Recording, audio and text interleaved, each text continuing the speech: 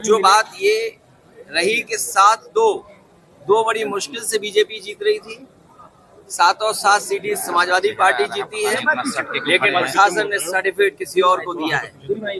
और जो संभल में हुआ है, संभल में हुआ नहीं है, कराया गया है।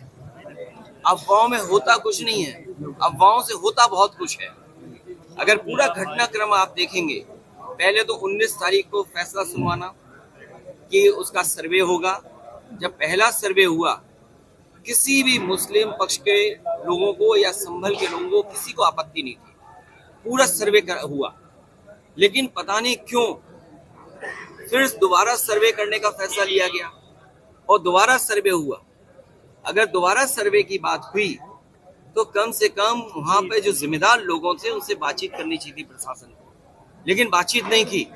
और फिर जो सर्वे टीम गई थी, क्या उसमें बीजेपी के कार्यकर्ता नहीं गए थे? सच्चाई तो ये है, जो प्रशासन छिपा रहा है, कि जितने लोग उसमें गए थे सर्वे में, पीछे से नारे लगा के जा रहे थे। जो नारे लगाने वाले थे उन पे कितनी कार्रवाई की है? क्या नारे लगाने वालों पे मुकदमे दर्ज हुए?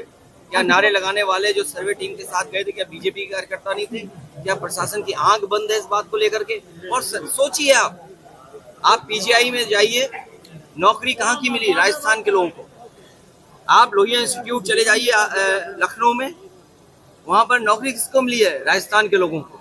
सैफई मेडिकल यूनिवर्सिटी में चले जाओ तो नौकरी किसको मिली है? राजस्थान के लोगों को। और फिर राजस्थान के लोग उनको बैठाया जिन पर प्रश्न लगता है, जो अधिकारी हैं वहां पर। ये क्या वजह है कि राजस्थान के अधिकारी देख रहे हैं सब वहां पर, और बाहर से लाए हुए टेम्परेरी जो एक्सटेंशन पे रह रहे हैं, उनसे कानून व्यवस्था संभाली जा रही है। ये गंभीर बात है। मुझे उम्मीद है कि इन सब घटनाओं को सुप्रीम कोर्ट सो मोटो लेकर के देखेगा कि आखिरकार इस तरह की साजिश क्यों रची गई। क्योंकि भारतीय जनता पार्टी को अपनी जो बेईमानी की थी उन्होंने, उस बेईमानी को छिपाना था।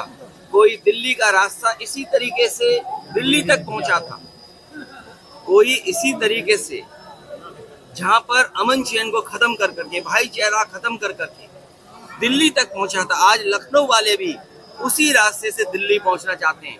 ये दिल्ली और लखनऊ की लड़ाई है जिसमें जनता पिस रही है।